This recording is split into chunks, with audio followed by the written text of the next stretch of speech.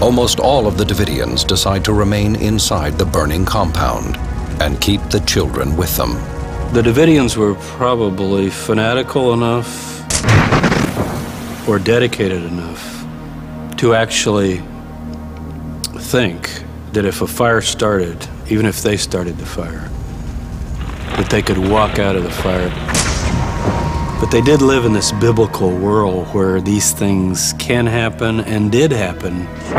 At this point, the FBI learns that Koresh has yet to deliver a single page of his manuscript. When the on-scene commander heard that, that was it. Decisions made to go forward. On-site ATF commanders blundered in carrying out the raid. They moved forward even after their own agent, Robert Rodriguez, told them that Koresh had been tipped off. They acted in defiance of direct orders from ATF headquarters in Washington. This came out during the Senate hearings, that if the element of surprise had ever been lost, that the operation was not to continue.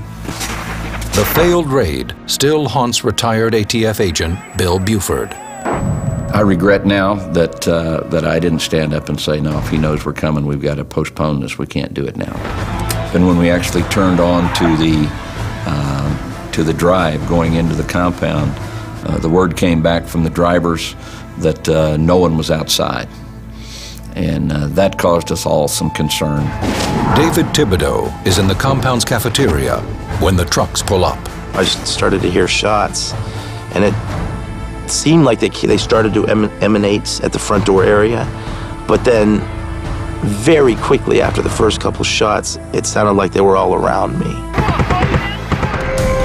Under Koresh's direction, the Davidians begin buying weapons.